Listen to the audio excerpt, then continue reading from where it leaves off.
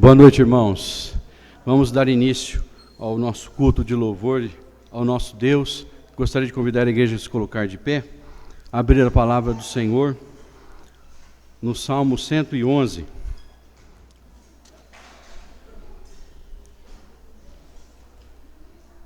O Salmo 111 nós vamos fazer a leitura alternada e fala sobre as obras magníficas de Deus. Aleluia! De todo o coração renderei graças ao Senhor na companhia dos justos e na assembleia. Grandes são as obras do Senhor, consideradas por todos os que nelas se comprazem. Em suas obras há glória e majestade, e a sua justiça permanece para sempre.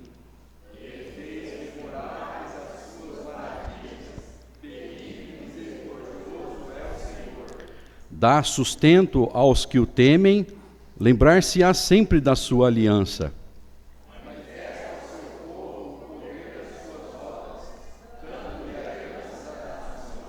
As obras de suas mãos são verdade e justiça, fiéis todos os seus preceitos.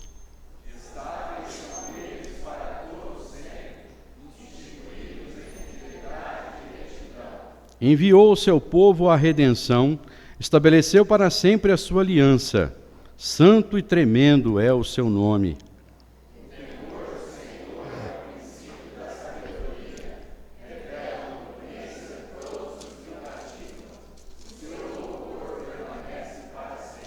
Amém. Nós estamos aqui, meus irmãos, mais uma vez reunidos para nós engrandecermos, honrarmos e louvarmos o nome do nosso Deus, nosso Senhor, o Criador de todas as coisas. E o Salmo 111, ele fala sobre o poder e a majestade do Senhor e as suas obras, os magníficos feitos que ele fez, e também ele fala sobre os preceitos do Senhor são retos, né? As regras, as leis que o Senhor estabelece, as promessas do Senhor são retas e permanecem para sempre. Elas não variam, elas não se revogam. E nós estamos aqui para engrandecer o nome do nosso Deus. Nós vamos agora orar ao Senhor. Eu quero convidar o nosso irmão diácono Everton, que nos dirige a Deus numa oração de adoração. E em seguida nós vamos entoar o hino de número 11. Meu Deus e meu Pai, grande é o Senhor e digno de toda a honra e de toda a glória. Adoramos ao Senhor por mais uma oportunidade no qual o Senhor nos dá de estarmos na casa do Senhor para cultuar e adorar esse Deus maravilhoso que o Senhor é. Amém. Adoramos ao Senhor pela saúde que o Senhor tem concedido a nós diariamente. Adoramos ao Senhor, ó Pai, pelo sustento vindo de Tuas mãos e que diariamente tem nos abençoado. Adoramos ao Senhor, ó Pai, pelo sacrifício remidor do Teu Filho Jesus na cruz em nosso favor. Pois se estamos aqui, foi pelo preço pago de Jesus na cruz em nosso favor. Amém. Senhor meu Deus, obrigado e adorado seja o nome do Senhor. É o que eu oro e agradeço em nome de Jesus. Amém. Amém. Hino de número 11, a Trindade Santíssima.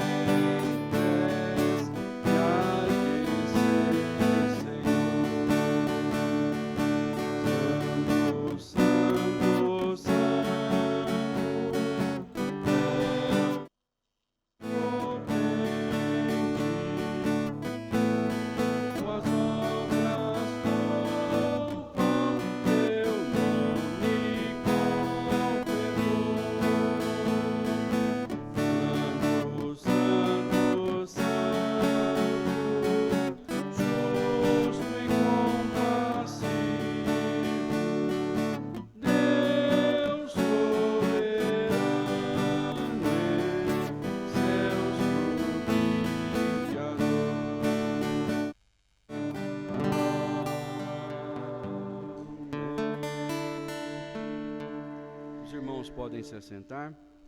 Eu peço que a igreja abra mais uma vez a palavra do Senhor na primeira carta do apóstolo João.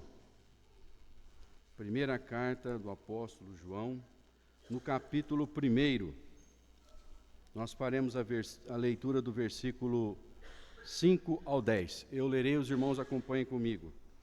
1 João 1, de 5 a 10. Deus é luz, o pecado, a confissão, o perdão, a propiciação. Ora, a mensagem que da parte dele temos ouvido e vos anunciamos é esta, que Deus é luz e não há nele treva nenhuma. Se dissermos que mantemos comunhão com ele e andarmos nas trevas, mentimos e não praticamos a verdade. Se, porém, andarmos na luz como ele está na luz, mantemos comunhão uns com os outros, e o sangue de Jesus, seu Filho, nos purifica de todo pecado. Se dissermos que não temos pecado nenhum, a nós mesmos nos enganamos e a verdade não está em nós. Se confessarmos os nossos pecados, ele é fiel e justo para nos perdoar os pecados e nos purificar de toda injustiça. Se dissermos que não temos cometido pecado, fazemo-lo mentiroso e a sua palavra não está em nós. Até aqui a leitura da palavra do Senhor. É o momento de nós nos colocarmos diante do Senhor como pecadores, como pessoas que precisam da misericórdia de Deus e do perdão. Então, cada um de nós vamos agora permanecer alguns minutos, alguns instantes em silêncio, em oração silenciosa, clamando pela misericórdia de Deus. E em seguida eu quero convidar o nosso irmão presbítero Witter para nos dirigir a Deus em oração de confissão. Oremos.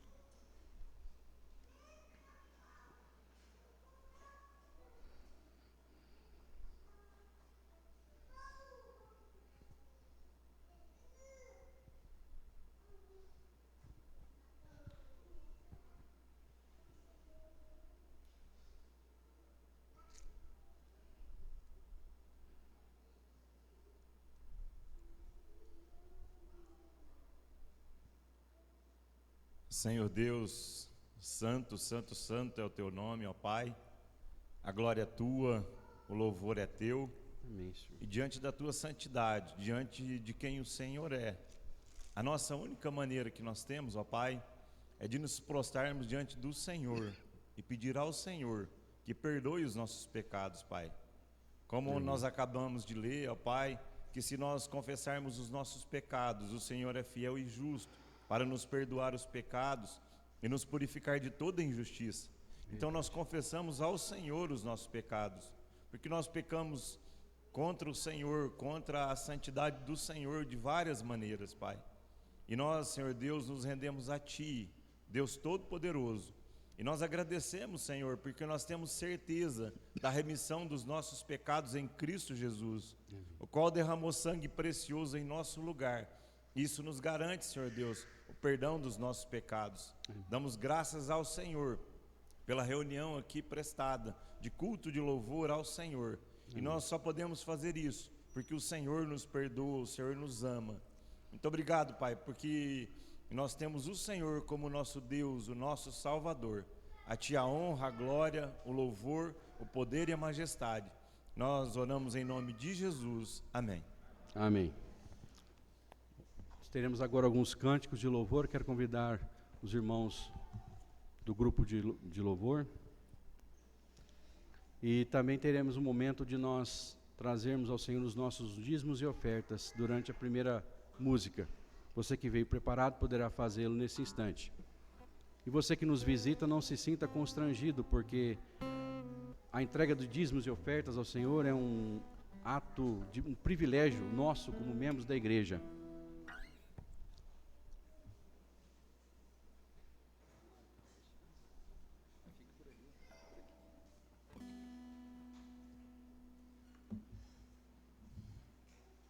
Quero convidar a igreja a ficar de pé para nós cantarmos louvores ao Senhor.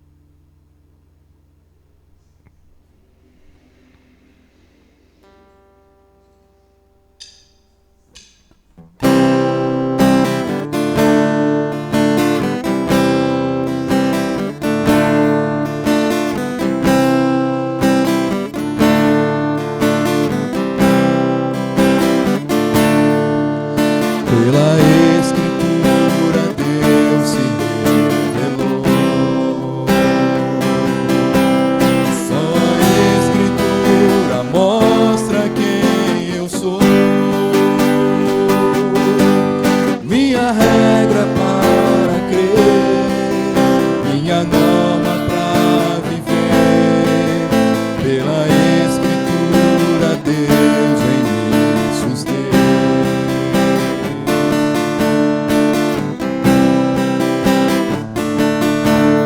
Só por Cristo posso me achegar a Deus.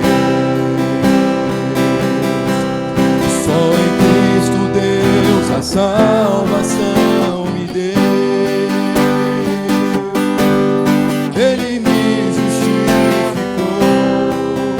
minha dívida pagou. Só Jesus na cruz da morte me livrou.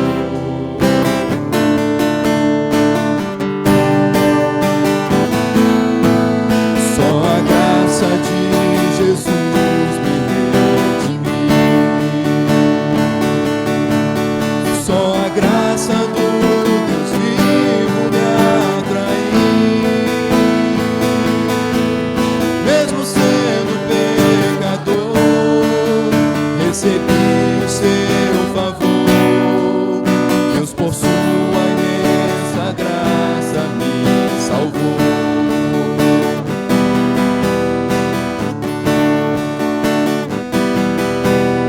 Só a fé que Deus me deu me transformou. Só a fé que vem de Deus me habilitou para crer na salvação, esperar com convicção que as promessas que Ele fez se cumprirão.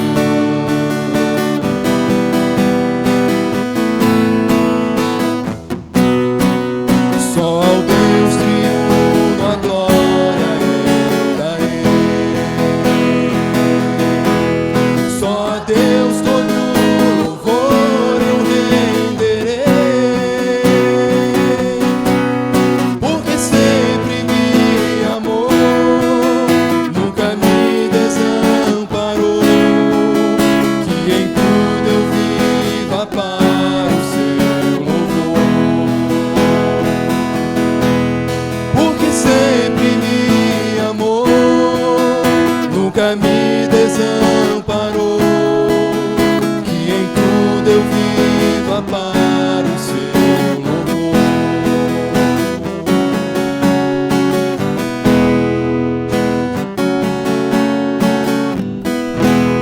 Os irmãos podem se assentar.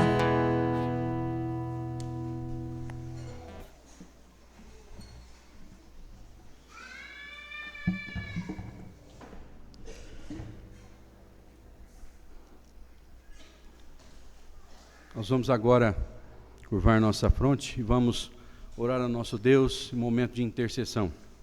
Oremos. Bondoso Deus, todo louvor, toda honra, toda glória seja dada ao Senhor aqui, Senhor. Receba, Senhor, nosso louvor, nossa gratidão, ó Deus, por este momento especial que estamos aqui, reunidos para proclamar que o Senhor é o nosso Deus. Ó Deus, nós queremos agradecer a Ti, ó Pai, pela Tua bênção, pela Tua provisão nas nossas vidas, na nossa família, na Tua igreja, na Tua casa. Queremos agradecer, ó Pai, pelos dízimos e ofertas trazidos até aqui na Tua presença. Pedimos que o Senhor abençoe esses recursos que foram trazidos pelos irmãos aqui. Pedimos que o Senhor abençoe esses recursos para que sejam usados com sabedoria na proclamação e na difusão do Teu Evangelho neste bairro, Pai, para que as pessoas que ainda não Te conhecem sejam atingidas pelo Evangelho. Nós também pedimos, ó Pai, que o Senhor abençoe cada família que trouxe os seus dízimos e ofertas, que o Senhor também abençoe, não deixe faltar o pão de cada dia, que o Senhor traga provisão para cada família, Senhor. Abençoa o Teu povo desta igreja também, Pai, com saúde e com prosperidade. Oramos, ó Pai, pelos nossos irmãos empresários, que o Senhor abençoe seus negócios e prospere os seus negócios. Que o Senhor também abençoe a cada um de nós, trabalhadores, para que o Senhor nos dê força e saúde para o trabalho e sustento dos nossos lares. Que o Senhor abençoe, ó Pai, o Teu povo, abençoe a nossa liderança, os nossos pastores, os presbíteros, diáconos, as sociedades internas. Queremos orar, Senhor, também pelos nossos enfermos, os nossos irmãos que se encontram enfermos e padecendo de alguma doença, que o Senhor visite cada um neste momento e possa trazer a cura, trazer o alívio. Queremos orar especialmente pelo nosso irmão Aldo, Pai, que estava aqui, mas teve que se ausentar para o hospital em razão de uma crise de dores renais. Que o Senhor possa estar com ele, aliviando suas dores, aliviando o seu problema, trazendo-lhe a cura, abençoando sua vida. Abençoa sua esposa também, seu filho, que o Senhor dê paz ao coração de cada um deles. Senhor, nós pedimos a Tua bênção sobre o nosso país, sobre a nossa nação, sobre todo o povo brasileiro. Pedimos que o Senhor abençoe cada um dos nossos governantes, cada autoridade constituída, porque ela está ali, porque é pela Tua vontade, ela está debaixo da Tua soberania.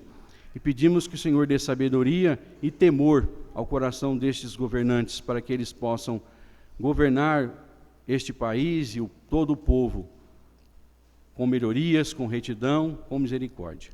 Que o Senhor nos abençoe, ó Pai, abençoe nesta noite, fala ao nosso coração, abençoa o Teu servo, pastor Bruno, que ele seja a boca do Senhor para trazer a mensagem da Tua palavra ao nosso coração. Oramos, Senhor, em nome de Jesus. Amém.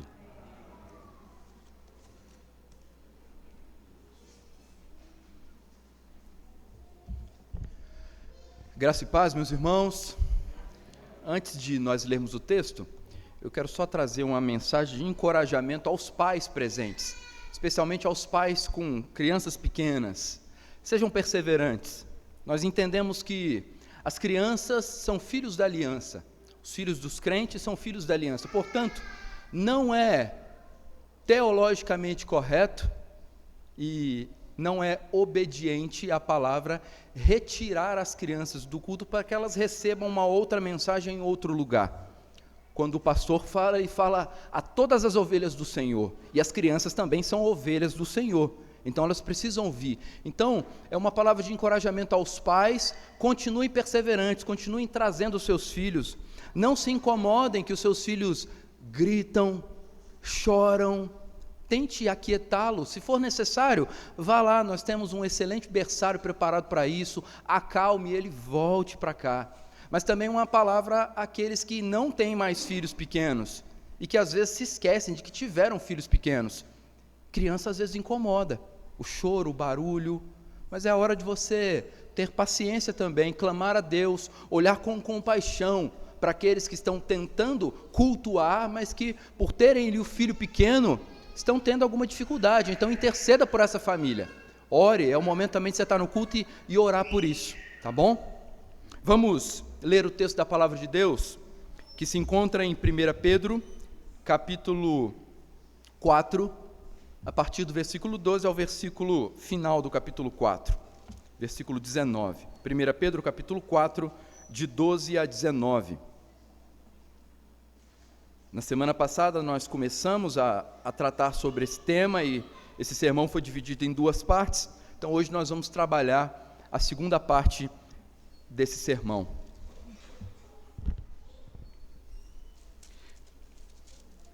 1 Pedro capítulo 4, a partir do versículo 12 ao versículo 19, a palavra do Senhor nos diz assim: Amados, não estranheis o fogo ardente que surge no meio de vós, destinado a provar-vos, como se alguma coisa extraordinária vos estivesse acontecendo. Pelo contrário, alegrai-vos na medida em que sois coparticipantes dos sofrimentos de Cristo, para que também, na revelação de sua glória, vos alegreis exultando.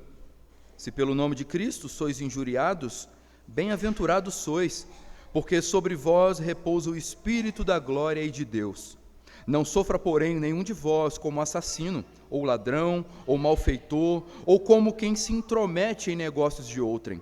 Mas se sofrer como cristão, não se envergonhe disso, antes glorifique a Deus com esse nome, porque a ocasião de começar o juízo pela casa de Deus é chegada.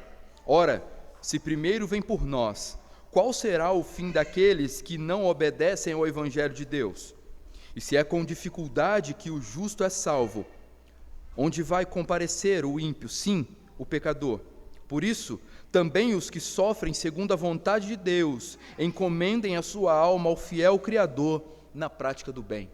Até aí a leitura da palavra de Deus. Vamos orar mais uma vez? Senhor Todo-Poderoso, Criador dos céus e da terra, Teu povo se encontra aqui nesta noite para prestar o culto ao Senhor, atendendo a Tua santa convocação, ó Pai. Por isso queremos clamar a Ti, ó Deus, que o Senhor seja servido nesta noite, em abrir os nossos olhos espirituais, em alcançar o mais profundo da nossa alma com a Tua palavra, para que mediante a ação do Teu Santo Espírito, nós sejamos transformados, sejamos alimentados pela palavra do Senhor pregada nesta noite. Abençoa, Deus, aquele que fala, e abençoa também aqueles que ouvem nesta noite, para o louvor e glória do Teu nome, ó Deus. Oramos em nome de Cristo Jesus, o nosso Senhor e Redentor. Amém.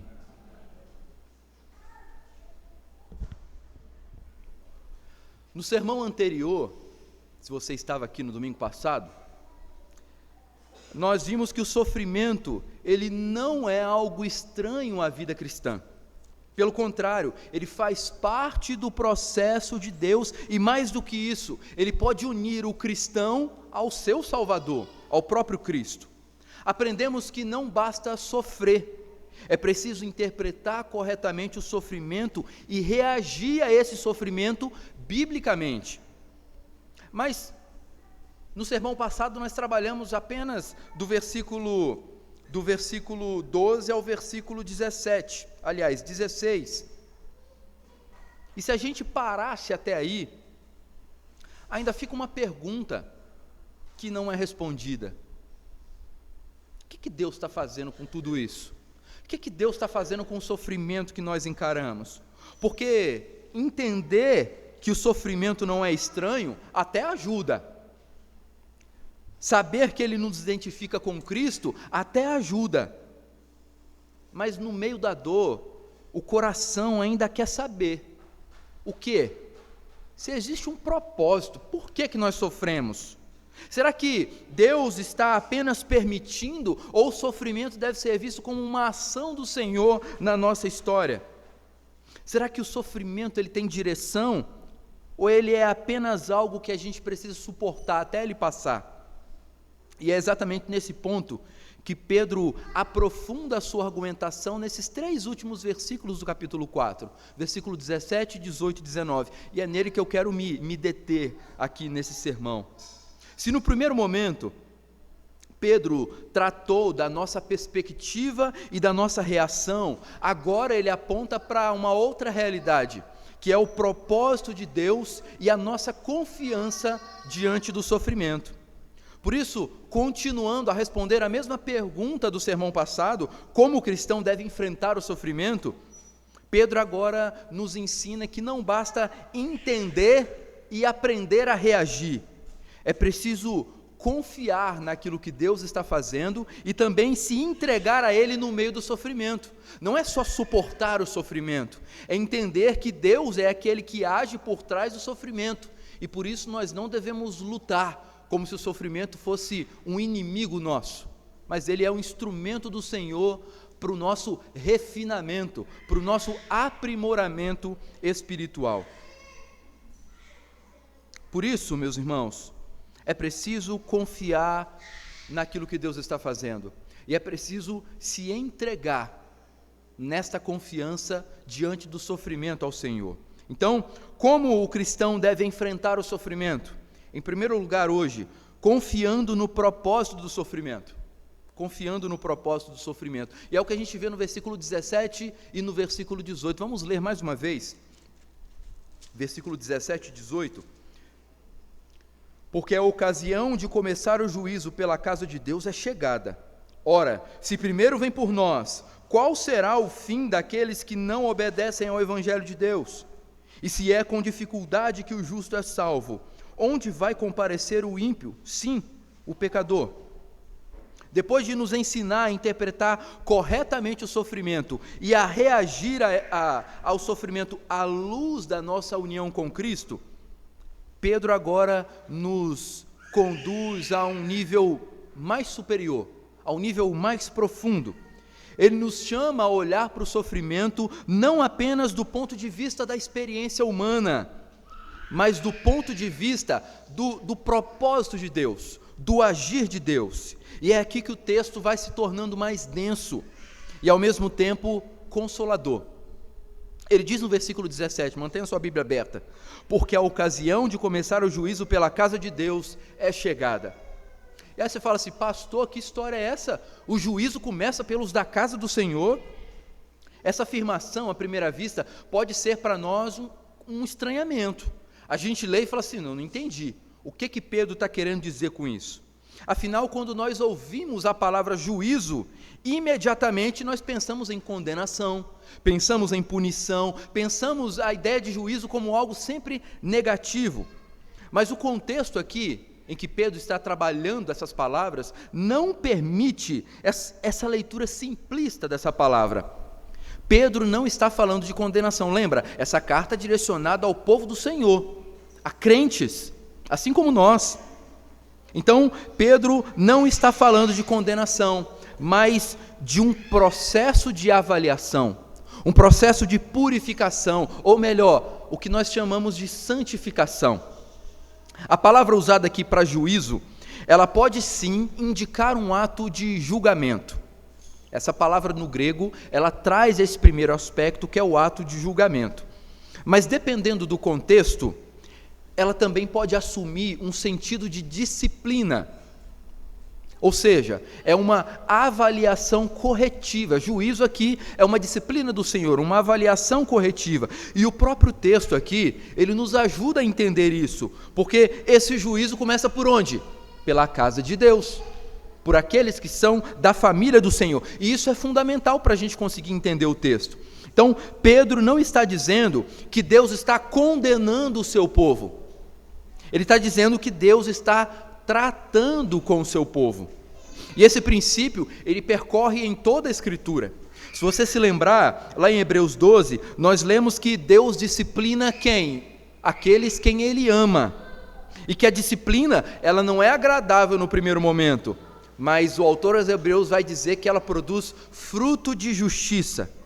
A Confissão de Fé de Westminster, no capítulo 5, no parágrafo 5º, ela também afirma que Deus, como Pai, Ele disciplina os seus filhos, não para puni-los no sentido judicial, mas para corrigi-los, para purificá-los e conduzi-los à santidade. Aqui, irmãos, é muito importante a gente compreender e usar o vocabulário bíblico para a nossa vida. Especialmente aos pais aqui que ainda têm filhos que estão debaixo da sua autoridade no sentido de correção. Não fale com seu filho quando ele fizer alguma coisa em que ele foi alertado para não fazer, em que ele desobedeça. Não trate como eu vou te castigar. Abandona essa palavra. Porque na verdade, aquilo que você faz com seu filho é maneira corretiva. Crianças, não achem que o pastor está falando aqui que vocês não têm que ser disciplinados. Vocês precisam ser disciplinados. E aí, louve a Deus, porque os pais de hoje não mandam mais ficar ajoelhados no milho. Né? Talvez tenha alguns aqui que tiveram que ajoelhar no milho de pipoca. Mas hoje é o quê? Tira uma tela, né? Ou também, seguindo o padrão bíblico, nós não devemos negar a vara corretiva aos nossos filhos. Veja, nós pais não devemos corrigir os nossos filhos com ira, com violência, mas nós devemos corrigi-lo. Então, ao invés de castigo, use a palavra disciplina, use a palavra correção. Olha, meu filho, você está agindo assim, o papai vai ter que te corrigir, o papai vai ter que te disciplinar, para que eles entendam que aquilo que você está fazendo com ele não é um castigo, porque a intenção da disciplina e da correção, tanto nossa como pais, como do Senhor, é conduzir ao reto caminho. Esse é o alvo. Ou seja, o sofrimento do cristão não deve ser encarado como algo que vem de um juiz irado, mas o cuidado de um pai comprometido com a transformação dos seus filhos. E é assim, pais, que vocês devem fazer com seus filhos. Vocês sim devem corrigi-los e discipliná-los, mas para o bem dos filhos, para que eles se transformem. Então veja, se o filho faz algo que desagrada ao pai, desagrada ao Senhor, e se você vai lá e o corrige com ira, com brutalidade, talvez porque foi assim que você aprendeu, isso não é bíblico. A correção sim é bíblica, a disciplina sim é bíblica, mas não com violência, não com agressividade. Para que o seu filho entenda que o pecado traz consequência. Esse é o papel do pai. E se você é um pai que não corrige o seu filho de maneira nenhuma, se você é um pai que fica adepto daquelas doutrinas mundanas de educação positiva, o menino está tocando terror, faz tudo, né? Quase lembra daquele desenho, o Diabo da Tasmânia, né? O Tasmania, da nossa época aí, penha dos anos 90, o menino vai na casa dos outros, revira tudo e tal, e você fica só assim, ô filho, não faz isso não, neném do papai, vem cá. Seu filho precisa conhecer a sua cara e a sua voz de disciplinador. Eu sei que há pedagogos aqui, psicólogos e tudo mais, mas foi nos ensinado, né, nos últimos anos, que para falar com criança você tem que abaixar e falar na altura dela. Olhando para o que é a disciplina, e o Senhor, e aqui eu estou tratando de disciplina, e o Senhor, quando vai disciplinar, o Senhor abaixa na nossa altura e fala conosco, ô ovelhinha, não faz assim. O Senhor fala de cima para baixo. Então, pais precisam também falar com os filhos na posição de autoridade, não de igualdade. Você, quando está corrigindo o seu filho, você não tem igualdade com ele. Você é a autoridade. Você é representação da autoridade divina sobre ele. Não para punição apenas, mas para correção na reta justiça. Então, não deixe de disciplinar o seu filho. Não deixe de corrigir o seu filho. Porque se o seu filho se tornar uma criança mal educada, é reflexo da educação que você está dando.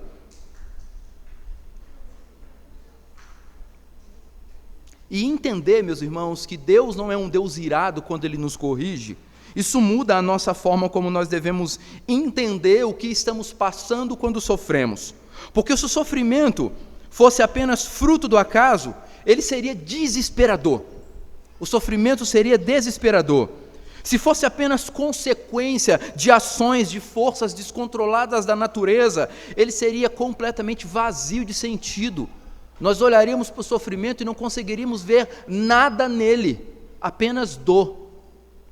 Mas segundo Pedro, ele está inserido na ação intencional do nosso Deus. O sofrimento, portanto, ele tem propósito, ele tem direção, ele tem alvo.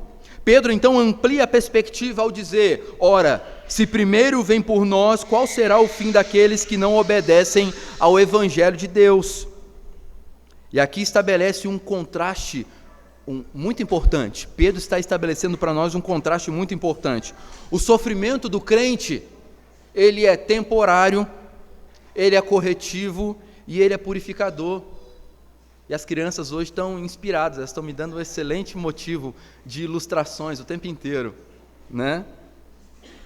Vejam, irmãos, o sofrimento do crente, ele deve ser visto como algo temporário, como algo corretivo, como algo que Deus está usando para nos purificar. Já o juízo sobre aqueles que rejeitam o Evangelho será definitivo e condenatório. Essa é a diferença que nós temos que fazer. Quando o juízo do Senhor, o juízo disciplinador do Senhor vem sobre o seu povo, é correção, é para encaminhar no caminho correto. Mas quando ele vier sobre os ímpios, ele não é temporário, ele é definitivo. O juízo do crente, e isso na verdade vai nos ajudar a entender que existem dois tipos de juízos. O juízo do crente, ele acontece quando? Ele acontece no presente, com o objetivo de santificar. Vou ter que trazer juízo hoje sobre o operador do som ali, né? Mas o juízo do incrédulo, quando que ele acontece? Às vezes ele não acontece no presente. O juízo do incrédulo não acontece no presente. Eu sei que nós temos um dizer que faz assim, aqui se faz, aqui se paga. Isso é mentira, gente. Tem ímpio aí que é terrível e que não paga nada aqui nessa terra. Ele não vai ter juízo nenhum. Ele rouba, ele furta, ele agride, ele é maledicente e ele morre tranquilo deitado na cama. Enquanto tem crente por aí fiel que sofre uma vida terrível. Então esse negócio de falar aqui se faz, aqui se paga, isso é mentira. Isso é conversa.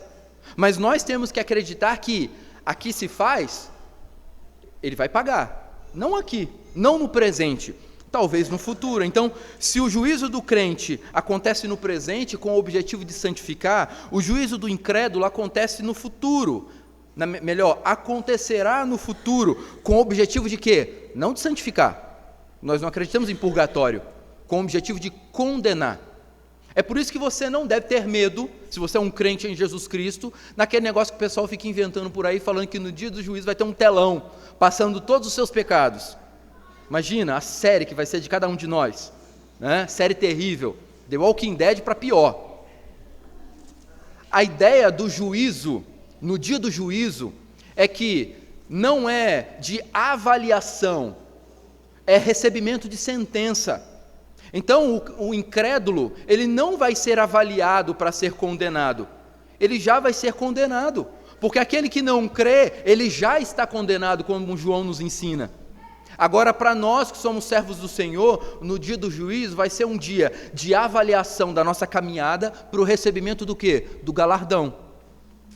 Eu não sei te dizer o que é, mas é algo bom, né? Que vai ser de acordo com as nossas obras. De acordo com as nossas obras. Pedro então está dizendo, em outras palavras, que aquilo que o crente experimenta agora, em forma de disciplina e refinamento, é completamente diferente daquilo que o ímpio vai enfrentar no dia do juízo. Completamente diferente. E ele reforça aí no versículo 18. Veja, ele fala assim, e se é com dificuldade que o justo é salvo, onde vai comparecer o ímpio? Sim, o pecador. E essa expressão aqui, com dificuldade, ela não significa, irmãos, que a salvação ela é incerta ou que ela depende do esforço humano. A salvação não depende do nosso esforço. E nós, sim, podemos ter certeza da salvação. A Escritura é clara em afirmar que a salvação ela é por meio da graça.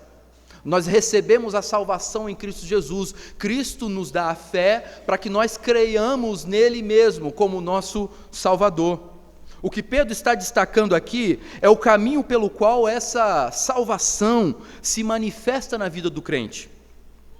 A salvação não é um caminho de facilidade. A salvação não é um caminho de conforto contínuo. É um caminho em que nós passamos por provações. É um caminho em que nós enfrentamos lutas, mas é um caminho também onde nós somos refinados, nós somos apurados. Lembra? O sofrimento é um instrumento do Senhor para que o nosso caráter seja conformado ao caráter do próprio Senhor Jesus Cristo. E a ideia é que, se até aqueles que foram alcançados pela graça passam por um processo de sofrimento e purificação, quanto mais será a realidade daqueles que não creem no Senhor Jesus. Isso deve ser um alerta para você que está aqui hoje. Nós, como presbiterianos reformados, temos a doutrina da certeza da salvação. Veja, ter a certeza da salvação não é o que vai garantir se você vai entrar no céu ou não. Nós entraremos no céu pela graça do Senhor, por causa do sacrifício de Cristo. Mas se você está há 5, 10, 15, 20 anos na fé reformada, você não deveria ter mais dúvida da sua salvação. E aí é uma coisa que você precisa se autoavaliar. Você tem certeza da sua salvação? Eu acredito que um pouco daqueles que possuem medo da morte se dá não só pelo medo de como é do lado de lá, porque a Bíblia é clara em nos dizer que é muito melhor do que é do lado de cá. A eternidade do lado de lá é melhor do que a eternidade do lado de cá. Eu acredito que um pouco daqueles que possuem medo da morte se dá pela incerteza da salvação. E você, meu irmão, você precisa buscar ter convicção da sua salvação. A salvação não está firmada como os arminianos por aí acreditam, né? E tem uma brincadeira que fala que a flor a nossa flor, inclusive, deixa eu aproveitar esse momento aqui, não vai dar para mostrar aqui agora, mas a nova logo da igreja, quando se tornar a quarta igreja presbiteriana, é uma logo que ela é uma tulipa, é uma flor, né, uma flor laranja, uma tulipa. Por quê? Porque em 1618, quando os alunos de Armínio questionaram a doutrina reformada da época, dizendo que Armínio havia ensinado maneiras diferentes de se crer, eles apresentaram 5 questões, eles foram conhecidos como os remonstrantes. E aí, obrigado, viu? Estão atentos. Então ali é aquela flor, ali é uma flor, uma tulipa. E aí então, enquanto os alunos de Armínio, que foram conhecidos como os remonstrantes, eles disseram 5 pontos, e esses 5 pontos foram questionados pelo pessoal que se reuniu na cidade de Dordrecht, na Alemanha, aliás, na Holanda. E aí então foi formado o Sínodo de Dort, e o Sínodo de Dort respondeu a esses 5 pontos levantados como 5 pontos que ficaram conhecidos como 5 pontos do calvinismo. Então, o acróstico que formava, né, eu não vou arriscar aqui no inglês, tá bom? Mas o acróstico, ali as palavras, a primeira letra de cada palavra formava o acróstico tulip. Então a tulipa, ela é uma flor dos calvinistas. E aí tem a brincadeira que enquanto a flor dos calvinistas é a tulipa, a flor dos arminianos é a margarida, que você fica puxando e falando, bem me quer, mal me quer, bem me quer, mal me quer. Nós não agimos assim, nós temos plena convicção da nossa salvação. Ainda que você cometa um pecado grave, o Espírito Santo está em você e ele vai te constranger, ele, se for necessário, ele vai te humilhar, vai te quebrar, te levar ao pó, para que você relembre em quem está firmada a sua identidade. Não é mais no pecado, é no Senhor Jesus Cristo, seu Salvador. Então, a vida cristã, ela é um caminho de provações, você deve sim ter certeza da sua salvação. A ideia é que Pedro está dizendo, se até aqueles que foram alcançados pela graça passam por esse propósito de sofrimento, de purificação, imagina aqueles que não têm nada a ver com Cristo. Isso traz para nós 2 implicações muito importantes. A primeira é que o sofrimento do crente, ele precisa ser interpretado dentro da lógica da santificação. Deus não está desperdiçando dor. Ele está formando o caráter, ele está moldando o coração, ele está removendo impurezas, ele está realinhando os seus afetos.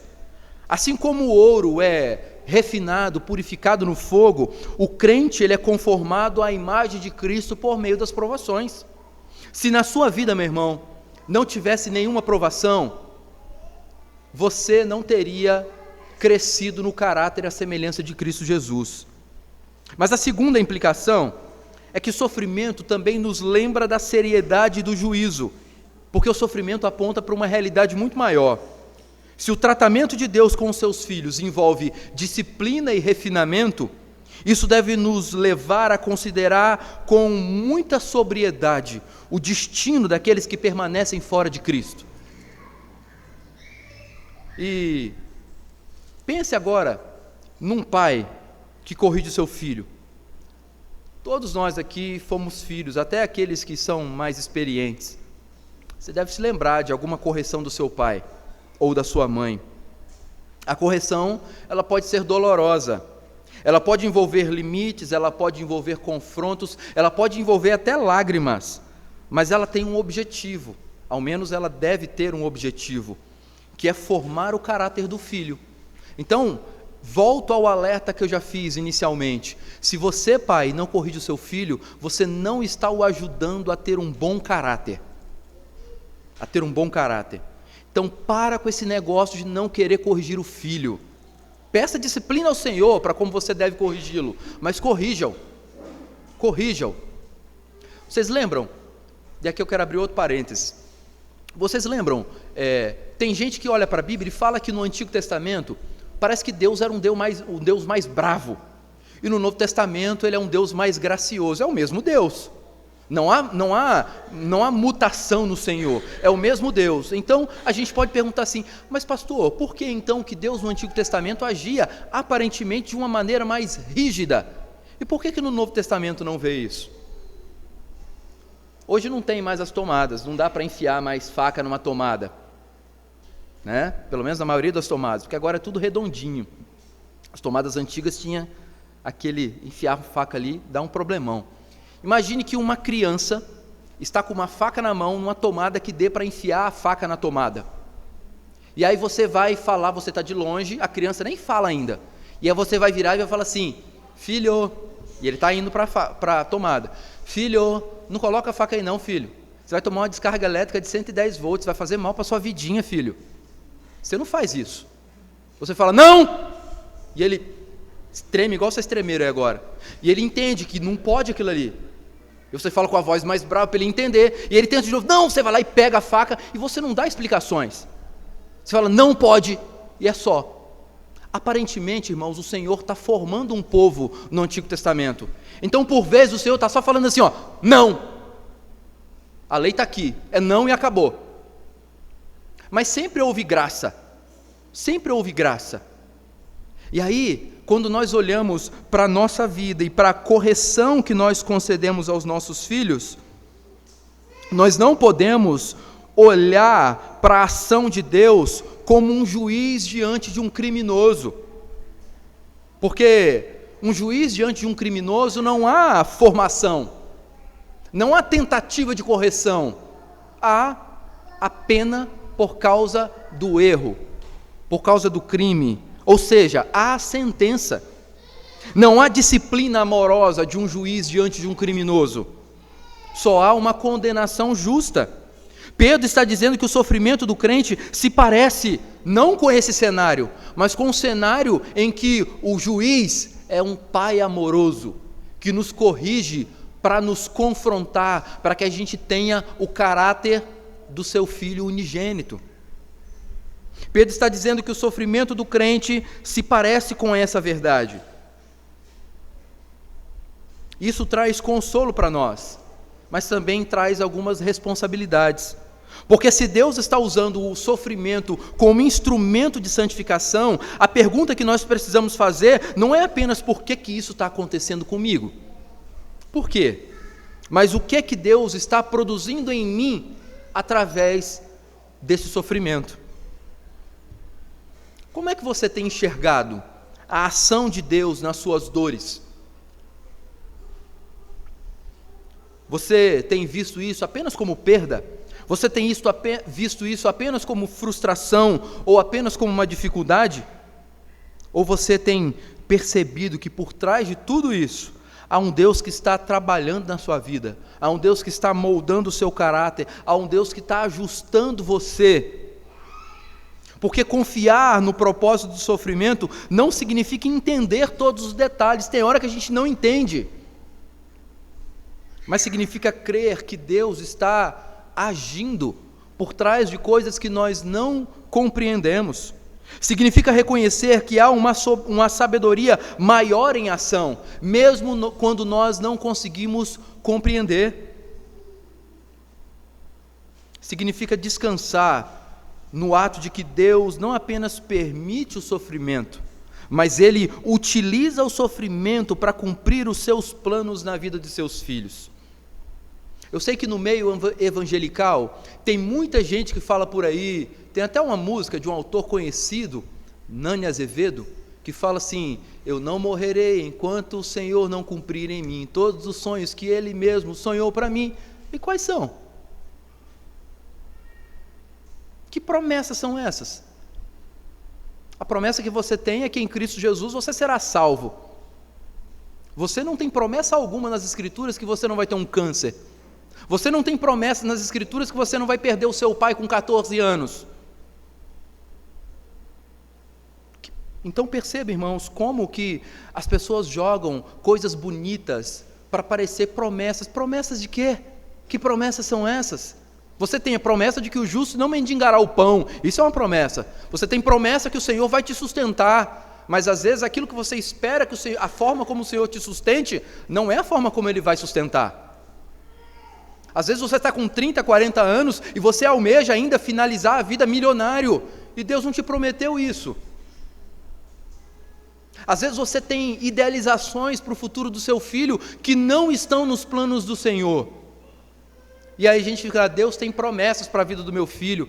A maior promessa que Deus pode ter à vida do seu filho é a salvação dele. E essa é a única promessa que você deve almejar e orar por ela todo dia. Descanse no fato de que Deus não permite o sofrimento aleatoriamente. Ele é o Deus que utiliza o sofrimento para o nosso fortalecimento. Eu sei que isso não é agradável, mas é a maneira como Deus age, como Deus sustenta. Porque, irmãos, o sofrimento ele tem propósito. Porque se o sofrimento está inserido na ação de Deus na história, então a resposta mais profunda que nós podemos dar não é apenas interpretá-la corretamente ou reagir bem ao sofrimento. A resposta final é confiar e se entregar completamente a Deus, mesmo no meio do sofrimento. Quando nós entendemos que o sofrimento está nas mãos de Deus e faz parte do seu propósito, nós somos chamados a um nível superior de vida. Nós passamos não apenas a suportar o sofrimento, mas a nos entregar completamente àquele que governa todas as coisas. Portanto, em segundo lugar, entregue-se ao Senhor no meio do sofrimento. Entregue-se ao Senhor no meio do sofrimento. Por quê? Porque o sofrimento está nas mãos do Criador, está nas mãos de um Deus fiel. E é isso que a gente vê no versículo 19. E eu quero ler de novo com vocês esse texto. Por isso também, os que sofrem segundo a vontade de Deus, encomendem a sua alma ao fiel Criador na prática do bem. Vejam aqui, irmãos, que depois que Pedro mostra que o sofrimento não é estranho, que ele acaba nos unindo a Cristo, e que ele faz parte da ação purificadora de Deus no meio do seu povo, Pedro chega aqui ao ponto mais profundo e até mesmo pastoral desse texto, dessa carta. Porque ele não apenas explica o sofrimento, ele nos mostra como que o crente deve se posicionar diante dele. Por isso que ele diz: por isso também os que sofrem segundo a vontade de Deus, encomendem a sua alma ao fiel Criador na prática do bem. Essa expressão aqui, por isso, ela conecta tudo o que foi dito anteriormente. Por isso, então ele está concluindo o raciocínio. Ou seja, justamente pelo fato do sofrimento não ser aleatório, porque ele está dentro da vontade de Deus e possui um propósito, existe uma resposta final que deve brotar no coração do crente: a entrega. Deixa eu tentar ilustrar ainda mais aqui, para que essa ideia do sofrimento na vida do crente fique ainda mais clara para você. Imagine que um casal, né, isso não acontece aqui, mas imagine que um casal está passando por alguma dificuldade no relacionamento. E isso é um sofrimento, não é verdade? É um sofrimento. Aí você fala assim: tá, o pastor pregou capítulo 4 de Pedro, e Pedro fala sobre sofrimento. Como é que eu posso olhar para a minha vida e ver o sofrimento da dificuldade no meu relacionamento como algo que vai formar o meu caráter? Vamos lá. Por que existe o sofrimento dentro de um relacionamento? Porque dois pecadores resolveram se unir. Podem ser pecadores remidos ou não. E aqui nós estamos falando para pecadores remidos, mas que ainda não são perfeitos, que estão dentro desse processo de aperfeiçoamento. Quando você identifica esse problema na sua vida e você percebe que algo não está bom no casamento, como que esse sofrimento pode te ajudar a ficar mais parecido com Cristo? Quando você busca a sabedoria do Senhor para lidar com o problema.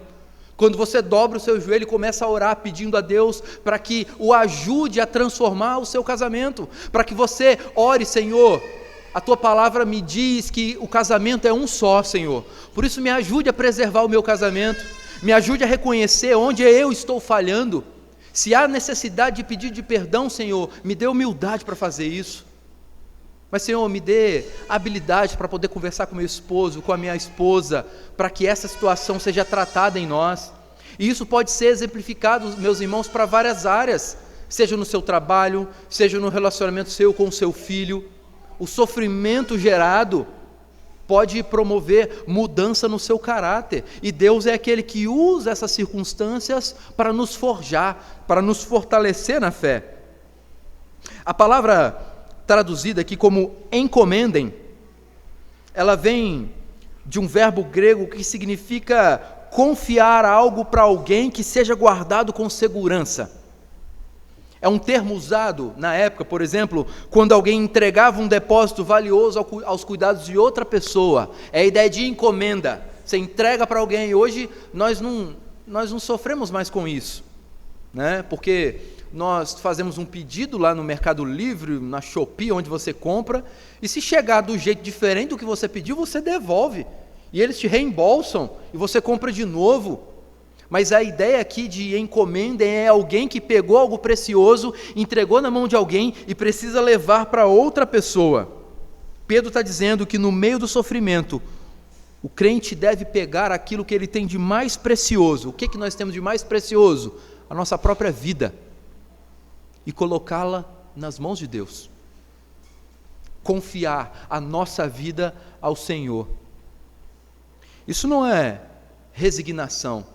Isso é confiança ativa, porque você pode estar aqui nessa noite muito bem, convicto de que Cristo é o seu Senhor e Salvador, mas você não tem confiado no Senhor como deveria, para que o Senhor haja no seu casamento, para que o Senhor haja na sua vida financeira, para que o Senhor haja até mesmo na sua devoção a Ele.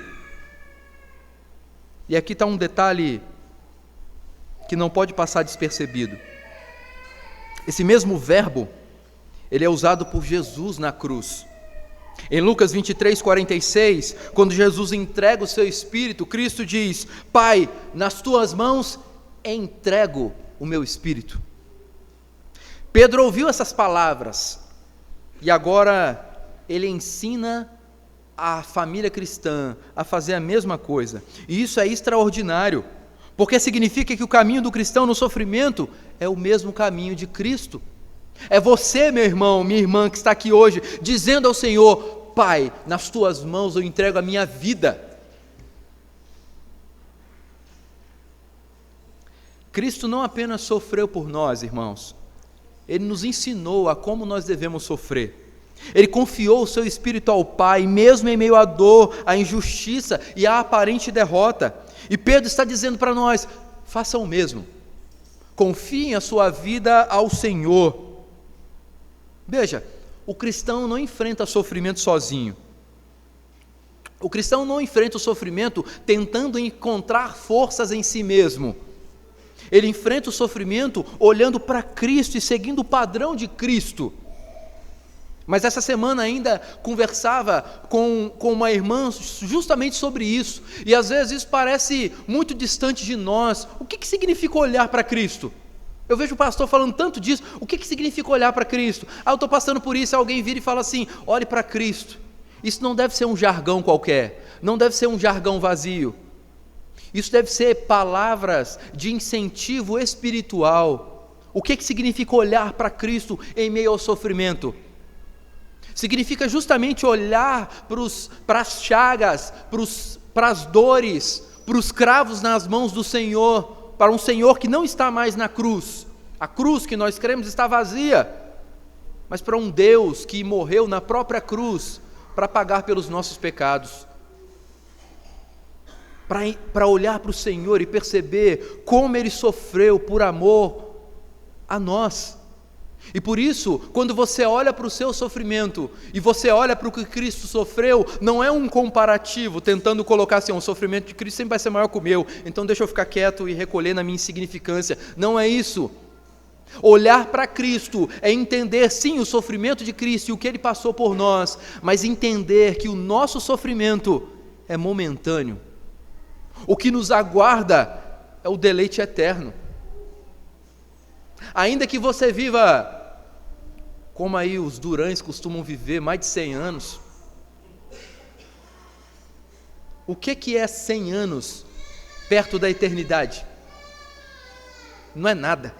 Olhar para Cristo diante do seu sofrimento é justamente isso, é entender que o seu sofrimento é momentâneo, uma hora ele vai acabar. Eu tinha marcenaria. Eu era administrador de marcenaria, eu nunca fui marceneiro, mas ajudava na produção. E geralmente, meu pai e meu irmão eram mais avantajados, né? E tinha um momento quando nós íamos montar guarda-roupa numa casa, e os arquitetos sempre desenhavam guarda-roupas muito difíceis de montar. E às vezes era aquele guarda-roupão encaixado numa parede, você tinha que montar 60 centímetros da parede, botar o fundo e depois passar por um buraquinho. Sobrava para quem? Lá no início da marcenaria. Depois tinha funcionário para fazer isso, mas geralmente sobrava para mim. E aí eu tinha que ficar quase no escuro, só com a luzinha do celular, pregando o fundo do guarda-roupa. E às vezes dava uma martelada no dedo. Dava uma martelada no dedo que você tinha que morder a língua para não falar pecado. E aí a martelada no dedo doía, mas passava. O nosso sofrimento também é assim. Ele dói, ele incomoda, mas chega uma hora que ele vai passar. Para as irmãs que estão aqui, que tiveram um filho de parto normal, e eu vi a minha esposa dar à luz ao João Camilo num parto normal, eu imaginei que aquele dia ela arrancaria o couro do meu joelho com a mão, que ela estava segurando assim na minha perna, e o João desceu, e eu, ai, que sofrimento, quanta dor, quanta angústia, mas hoje é só memória, não dá para sentir mais aquela dor, e assim deve ser o seu sofrimento, cristão. Mas tem gente que fica com o sofrimento amarrado no calcanhar, igual com uma bola de ferro. Ele se nega a deixar o sofrimento para trás. Ele fica relembrando aquilo, relembrando, na tentativa de sentir a mesma dor. Ou tem pessoas que elas ficam lembrando o outro da dor que ela teve, e o tempo vai passando, e isso vai criando raiz de amargura no coração, isso só vai te impedindo de desfrutar da bondade do Senhor, e de viver temente a graça. O cristão não enfrenta o sofrimento sozinho, ele enfrenta o sofrimento olhando para Cristo, seguindo o padrão de Cristo, e é por isso que Pedro chama Deus de fiel Criador. E essa combinação ela é muito significativa, porque Criador aqui aponta para o poder absoluto de Deus. Ele é aquele que fez todas as coisas, que sustenta todas as coisas, que governa todas as coisas, nada está fora do controle do Senhor. Mas a ideia de fiel aqui no texto aponta para o caráter de Deus. Deus é fiel, Ele não falha, Ele não abandona, Ele não perde o controle da história em momento nenhum. Ou seja, Pedro está dizendo que aquele que governa todas as coisas é digno da nossa confiança. O Deus que tem poder para controlar a situação é o Deus que tem caráter para cuidar de você em toda e qualquer situação. E isso deve sustentar a sua entrega ao Senhor, porque no fundo, entregar-se só é possível quando nós confiamos em quem está nos recebendo. Vocês já viram na internet, geralmente coach que gosta de fazer isso. Alguém sobe numa parte mais alta, e aí de costas ele tem que se jogar para trás e cair nos braços de alguém, né? A gente quando é adolescente, às vezes na escola a gente brinca assim, né? Cair para trás e alguém segura. E sempre tem um engraçadinho que não segura, e aí cai, se machuca. Mas veja, quando nós estamos vivendo, nós não podemos viver como se a gente estivesse dando um salto no escuro. Nós não estamos dando um salto no escuro, porque Deus nos sustenta. Deus cuida de cada um de nós. Lembre, irmão, isso é um exercício que nós temos que fazer quando somos tomados por um sofrimento terrível. Nós devemos relembrar da bondade do Senhor do passado, como o Senhor já foi bom contigo, para que você pregue a sua própria alma. Espera aí, eu não tenho que me desesperar, porque Deus já foi bom comigo várias vezes, e Ele pode ser de novo, porque Ele é fiel, Ele é poderoso, Ele é digno de confiança e plenamente capaz de sustentar tudo aquilo que você entrega a Ele, porque você pode já ter entregado a sua vida ao Senhor, você se rendeu ao Senhor, você foi alcançado por Cristo Jesus, mas talvez as suas finanças ainda são dominadas só por você. Você pode ter se entregado ao Senhor, mas quando se trata de cuidar dos filhos, você quer cuidar somente na sua sabedoria. Você pode ter se entregado ao Senhor, mas talvez no seu relacionamento conjugal, você tenha lutado com as próprias forças, Por isso confie no Senhor. Pedro está falando isso para esse povo. Olha, gente, mesmo no meio do sofrimento, eu sei que vocês estão comendo aí o pão que o diabo amassou, mas creia num Deus todo-poderoso que está guiando a história, conduzindo a história. Ainda que esse sofrimento de vocês seja terrível, uma hora ele vai terminar, seja na história ou seja no fim da vida. Então Pedro nos chama aqui a confiar, a colocar a nossa vida nas mãos de Deus, mesmo quando nós não entendemos o processo.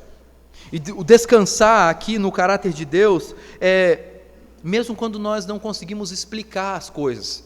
Por que isso está acontecendo? Por que eu fiquei doente? Por que o meu filho ficou doente? Por que eu perdi o emprego? Por que a minha loja não vende bem como a do outro? Por que eu não consegui melhorar de vida em 30 anos de trabalho?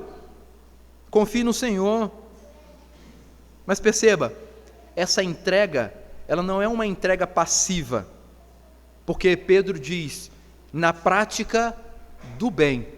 Ou seja, enquanto o crente entrega a sua alma a Deus, ele continua vivendo em obediência, ele não abandona a fidelidade, ele não negocia os seus princípios, ele não interrompe a sua caminhada com Deus por causa do sofrimento. Pelo contrário, mesmo em meio ao sofrimento, nós somos chamados a continuar fazendo bem, nós somos chamados a continuar sendo obedientes. Porque uma das tentações do sofrimento é paralisar a obediência. Você já deve ter passado por isso. Talvez alguma coisa não aconteceu na sua vida como você imaginava, e uma das primeiras coisas que nós fazemos é nos afastar da comunhão com o povo do Senhor. Nós sumimos da igreja. E aí, falta um domingo, vem no outro, falta um EBD, na outra vem, fica duas sem vir, e a vida passa a ser inconstante. Veja, você não tem desculpa, nem mesmo quando você está sofrendo, para não cultuar ao Senhor, porque a obediência é independente da circunstância. A entrega a Deus e a obediência a Deus devem caminhar juntas.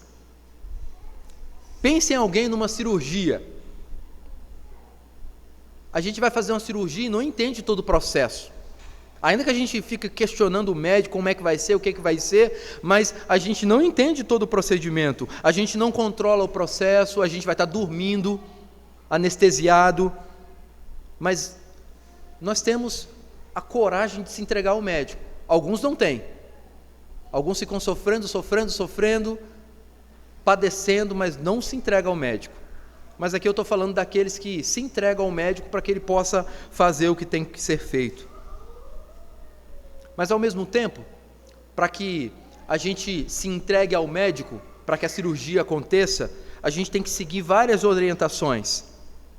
A gente precisa cooperar com o tratamento. Talvez tenha que tomar um remédio antes, ficar sem comer por um período, depois fazer coisas depois da cirurgia para que a cirurgia tenha efeito. E assim é a vida cristã no sofrimento. Nós não controlamos o processo, mas nós confiamos no Deus que conduz o processo. E quando nós confiamos, nós continuamos vivendo em obediência. Agora, precisamos lembrar que a maior prova de que nós podemos nos entregar a Deus não está nas bênçãos que Deus já nos concedeu, não está na sustentação do Senhor da nossa vida, está na cruz. A maior prova de que nós podemos entregar a nossa vida em todas as áreas ao Senhor está na cruz, porque foi ali na cruz que o Senhor demonstrou de forma definitiva que Ele é digno de confiança. Na cruz, tudo parecia fora de controle. Imaginem, meus irmãos, os discípulos olhando aquele que andou sobre as águas, olhando aquele que multiplicou pães e perguntando assim: por que ele deixou esse pessoal prendê-lo? Por que ele deixou esse pessoal pregá-lo na cruz? Por quê? O discípulo olhava para o seu Salvador ali, para o seu mestre, e se questionava isso. Por que está acontecendo? Será que era mentira? Será que ele não é tudo isso que nós imaginávamos? Por isso que na cruz as coisas ficaram parecendo fora de controle. Injustiça, dor, sofrimento externo, silêncio, mas na realidade a cruz era o momento mais controlado de toda a história, porque era o plano de redenção sendo executado. Foi naquele momento em que Cristo se entregou ao Pai que Deus mostrou de maneira contundente a sua fidelidade na cruz. E Deus continua sendo fiel hoje. A fidelidade é um atributo do Senhor. Portanto, meu irmão, se Deus governou o maior sofrimento da história para produzir a maior redenção da história, nós podemos confiar que Ele também está governando o nosso sofrimento para cumprir os seus propósitos. Isso nos leva a uma pergunta final. Você tem tentado controlar o sofrimento? Ou você tem aprendido a se entregar a Deus no meio dele? Uma das coisas que mais afeta a gente quando a gente está naquela fase de adolescente meio rebelde, e às vezes, talvez aqui alguém já falou isso, é virar para o pai e para a mãe e falar assim: eu não pedi para nascer. A gente não pede para nascer. Talvez se você tivesse a oportunidade de escolher os pais que você deveria ter, você não escolheria os pais que você tem. E aí a questão não é assim: puxa, eu não tenho os pais que eu gostaria de ter. Eu olho para uma pessoa e falo assim: aquele lá é o pai que eu gostaria de ter. Mas isso não é só uma demonstração de ingratidão, mas como também uma falta de sabedoria. Porque se Deus fez com que você nascesse nessa família que você nasceu, isso tem um propósito, isso tem um porquê. Não é acaso. Nós não acreditamos em acaso. Nós acreditamos na provisão do Senhor, na providência do Senhor. Então, se Deus fez você nascer nessa família, é exatamente o lugar onde você deveria nascer. Porque se você existe por causa da formação do gene do seu pai e da sua mãe, se o seu pai e a sua mãe não estivessem juntos, você não existiria. Você só existe por causa da união desses dois, que você chama de pai e mãe. Por isso, crianças, louvem a Deus pelos pais que vocês têm. Eles não são perfeitos, assim como o meu também não é. Assim como vocês, no dia que vocês forem pais e mães, vocês também não serão perfeitos. Mas quando nós olhamos para o nosso Pai Celestial, nós vemos nele perfeição. Perfeição. Às vezes nós, pais, na tentativa de acertar, erramos. Às vezes nós, pais, somos moles demais e deixamos os filhos fazer coisas que vai trazer prejuízos para eles, mas a gente deixa. A gente não quer se indispor: estou cansado, hoje eu não vou brigar não, deixa. O Senhor nunca faz isso. O Senhor, e eu gosto dessa ilustração, aqui na cidade não tem tanto radar, né? Só lá na BR. Mas o Senhor é como um radar. Você pode até passar acima da velocidade, mas vai haver consequências. E às vezes nós, pais, não somos como radares. Nós somos só como semáforos. Os filhos fazem coisas que não deveriam, furam o sinal vermelho e não tem consequência. Mas nós, pais, somos chamados a sermos instrumentos de Deus na formação do caráter dos nossos filhos. Nós somos chamados para sermos radares. Você pode passar acima dos 60, do 40, do 120, mas se passar, tem consequência. Vai ter consequência. Vai ter sofrimento. Não tente controlar o sofrimento sozinho. Procure se apresentar a Deus, mesmo no meio do sofrimento.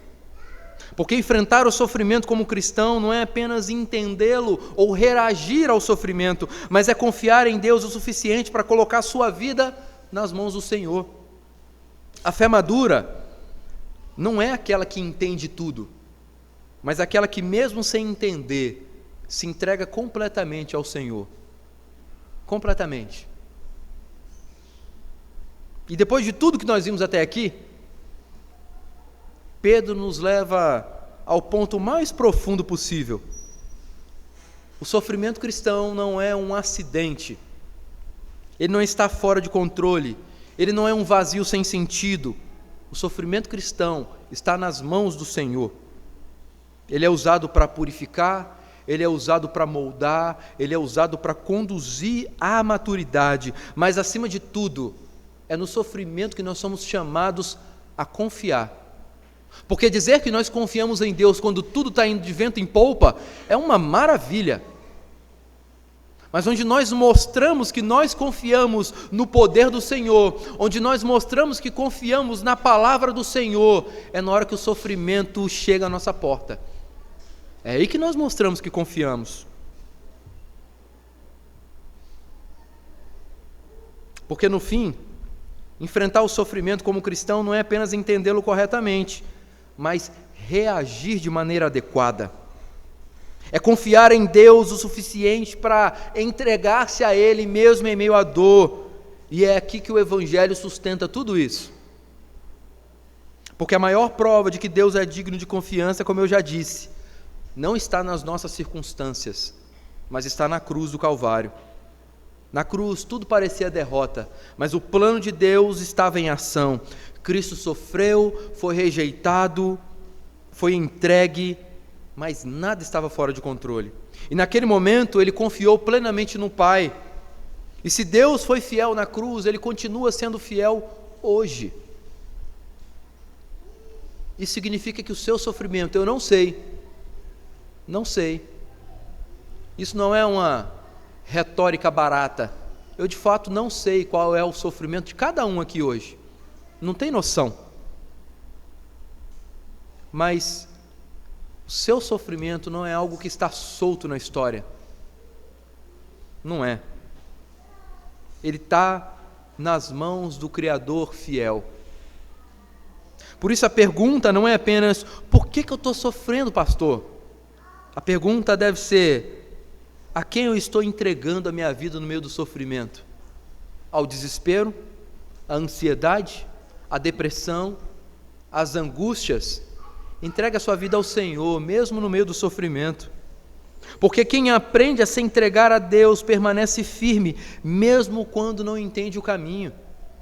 Pedro estava dizendo isso para aquele povo da época, porque o povo estava sofrendo, o povo estava sendo perseguido, estava de fato padecendo, porque eram fiéis ao Senhor. E Pedro está chamando eles: continuem sendo fiéis, continuem sendo fiéis. Vale a pena ser fiel ao Senhor, porque o Senhor nos sustenta na fidelidade, o Senhor nos sustenta na obediência, e é muito bom ser fiel ao Senhor, ser obediente ao Senhor. O sofrimento nas mãos de Deus não destrói o crente, ele conduz com segurança até a glória. Então, meu irmão, reflita sobre isso, olhe para o seu sofrimento como algo que não está fora do controle do Senhor. Ele está no controle do Senhor, seja ele causado por você ou não. Nós não devemos desejar o sofrimento, mas quando ele vem, nós devemos entender que há um propósito do Senhor por trás disso, para que o seu caráter seja formado conforme o caráter do seu Salvador, o Senhor Jesus Cristo. Amém? Então, assim como o sofrimento por vezes é misterioso para nós, porque o nosso Deus é um Deus misterioso, Ele age por formas misteriosas, por caminhos que nós às vezes não conseguimos entender, mas que depois nós conseguimos entender o porquê que Deus permitiu que a gente passasse por aquilo. Então nós vamos cantar agora, em resposta ao sermão, um cântico misterioso é o nosso Deus. Quero convidar o grupo de música para nos auxiliar aqui à frente, e depois nós estaremos passando ao momento de ceia do Senhor. Eu já quero desde já convidar aí os nossos presbíteros para estar aqui à frente já conosco, para a gente já logo após o cântico ministrarmos a ceia juntos.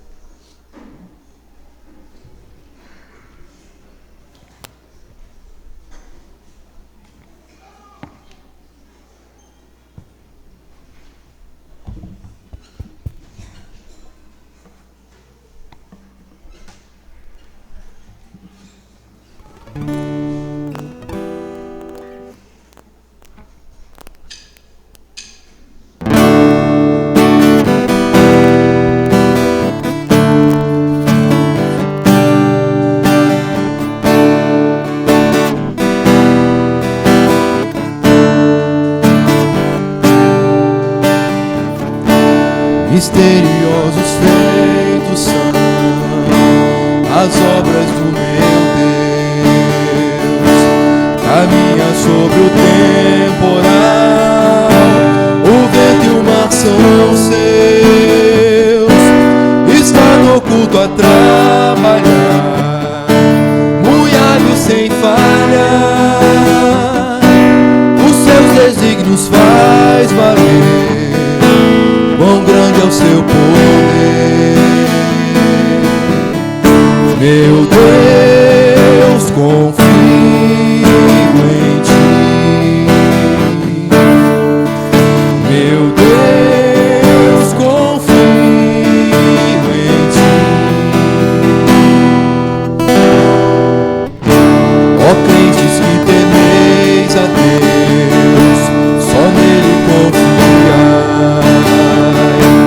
Por trás das nuvens negras vem o amor do vosso Pai. Não julgues pelo teu sentir, sua graça de suster. Por trás do seu penoso agir, sua face podes ver. Meu Deus, confio em ti.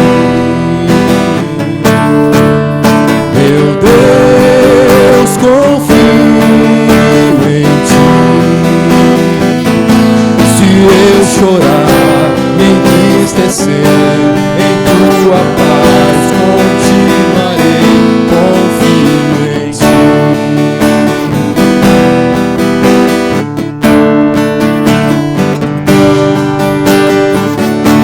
Propósitos vão se mostrar em todo acontecer. Sementes podem amargar pra doce fruto ser. O homem cego há de errar, juízo vão é seu. Só Deus nem pode interpretar a história que escreveu. Meu Deus, confio em ti. Meu Deus, confio em ti. Se eu chorar, entristecer, em tua paz continuarei, confio em ti. Meu Deus, confio em ti. Meu Deus, confio em ti. Se eu chorar, me entristecer, em tua paz continuarei, confio em ti. Se eu chorar, me entristecer, em tua paz continuarei, confio em ti.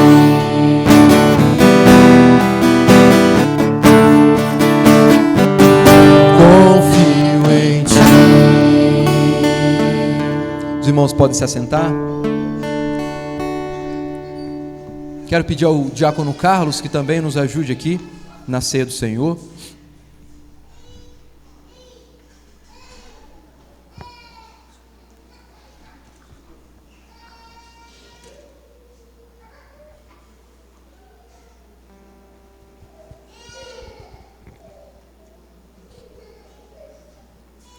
Assim como nós meditamos nessa noite no sermão, como nós devemos enfrentar o sofrimento, e nós fomos exortados a olhar para Cristo, a olhar menos para nós e mais para Cristo, entender o propósito do Senhor na formação do nosso caráter, no processo da nossa santificação.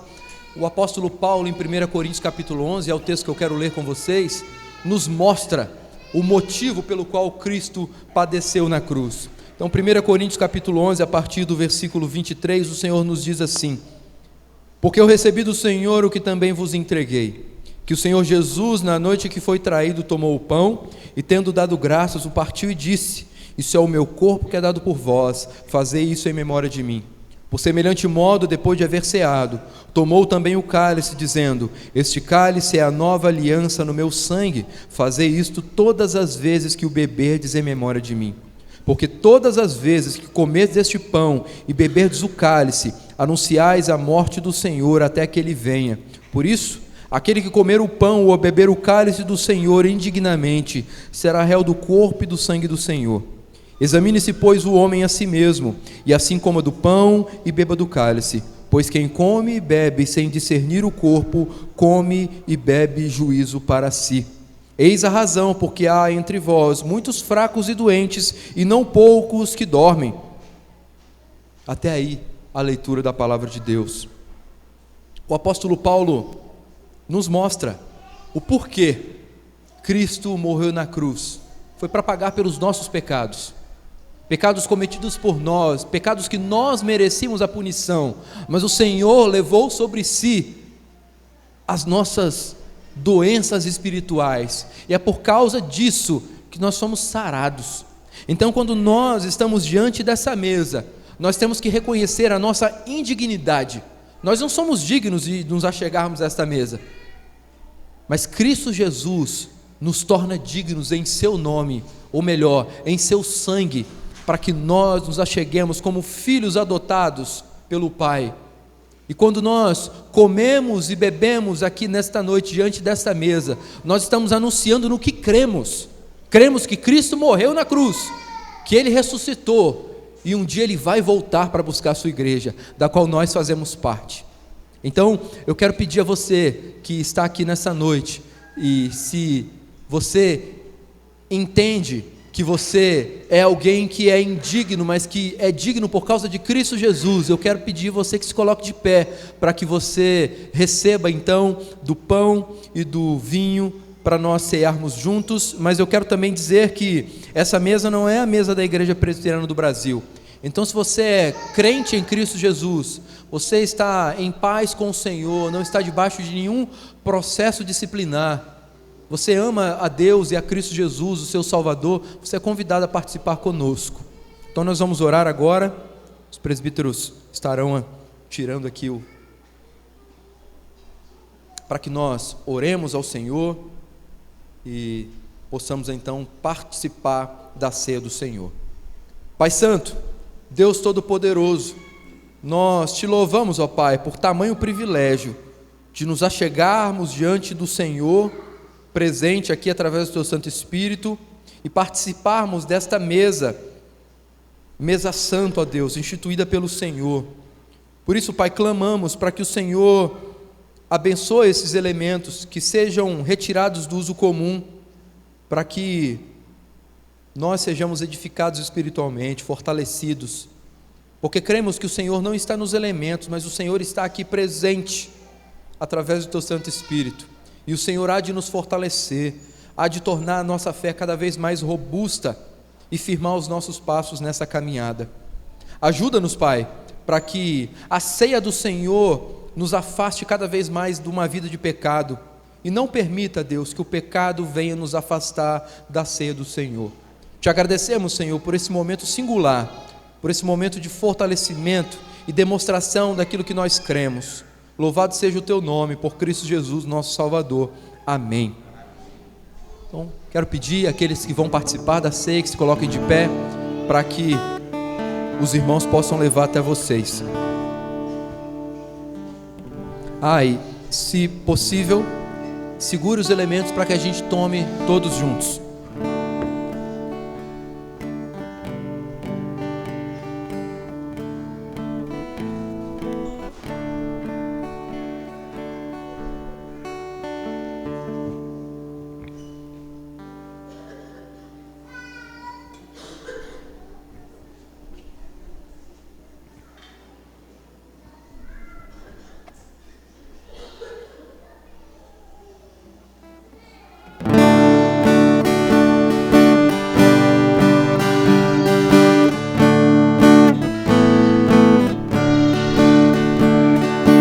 Seja bendito o Cordeiro que por nós padeceu. padeceu.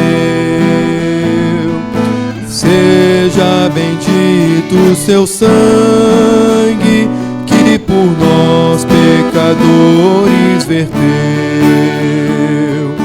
Eis que no sangue lavados e tendo puro coração, os pecadores remidos por Jesus têm com Deus comunhão. Algo mais que a neve, algo mais que a neve, sim, nesse sangue lavado, mais alvo que a neve eu estou. Quão espinhosa coroa que Jesus por nós suportou. Oh, quão profundas as chagas que nos provam o quanto Ele amou. Eis nessa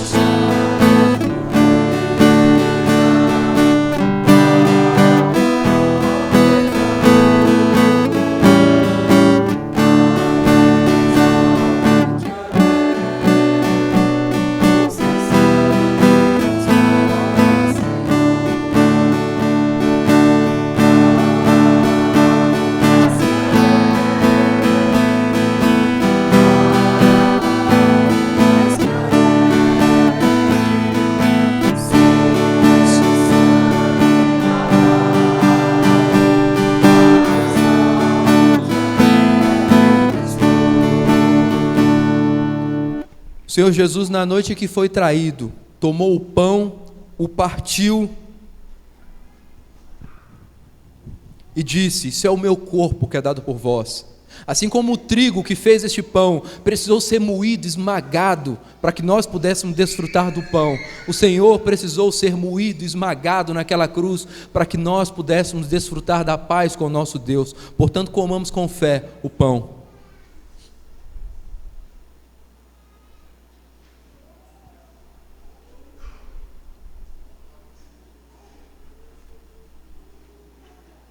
De semelhante modo, depois de haver ceado, o Senhor tomou um cálice e disse: este é o cálice da nova aliança, feita no meu sangue.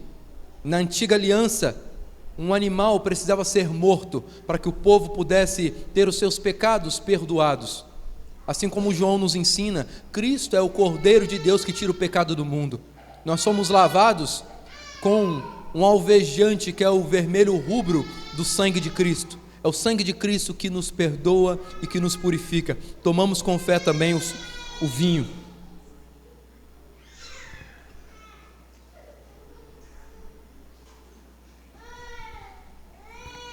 Vamos continuar cantando a terceira estrofe.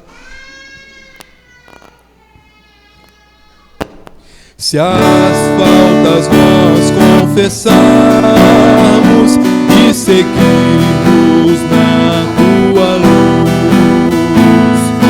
tu não somente perdoas, purificas também, ó Jesus. Lavas de todo pecado, maravilha de amor, pois mais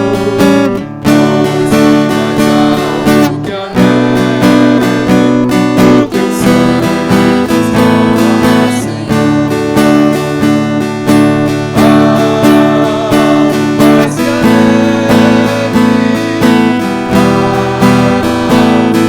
que a neve, mais que a neve, sim, este sangue lavado, mais alto que a neve está.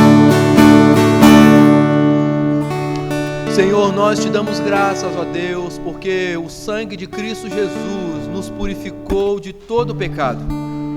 Nós te louvamos porque, por causa do sacrifício de Cristo, nós somos justificados, adotados, e agora o Senhor tem nos santificado.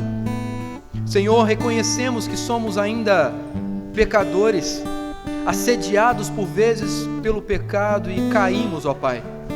Mas nós pedimos perdão por isso e clamamos ao Senhor que nos ajude, Pai, continuamente a vivermos limpos como o Senhor nos deixa. Ajuda-nos, Pai, para que a gente, mesmo em meio ao sofrimento, não seja dominado pelo mal, não seja dominado, ó Deus, pelo pecado, e não deixe que raízes de amargura sejam criadas no nosso coração. Dá-nos, Senhor, sabedoria para olharmos para as coisas que o Senhor permite que passamos e procurar entender qual é a vontade do Senhor para a nossa vida, o que nós temos que aprender, o que nós temos que aprimorar, o que nós temos que crescer para ficarmos parecidos à semelhança do nosso Senhor e Salvador Jesus Cristo. Deus Santo, pedimos a Tua bênção sobre esta igreja, que o Senhor abençoe os meus irmãos que aqui estão nessa noite e aqueles que também não puderam vir, ó Deus. Que o Senhor fortaleça os passos, fortaleça a fé, fortaleça a caminhada, ó Deus, para que nenhum tropeço venha a acontecer. Mas se vier a acontecer, Pai, que cada um de nós se lembre que temos advogado junto a Ti, que é Cristo Jesus, o nosso Salvador. Deus Santo, nos dê uma semana abençoada, nos dê uma semana guiada e cuidada pelo Senhor, que cada ato nosso, que cada pensamento seja voltado para o Senhor e como o Senhor tem agido na nossa vida, Pai. Clamamos isso, ó Deus, e oramos em nome de Cristo Jesus, o nosso Salvador. Amém. Recebei a bênção, povo da aliança, que a maravilhosa graça do nosso Senhor Jesus Cristo, o amor de Deus o Pai, a comunhão e a consolação do Espírito, seja sobre todos vós, sobre todo o povo de Deus, até a vida gloriosa de Cristo Jesus.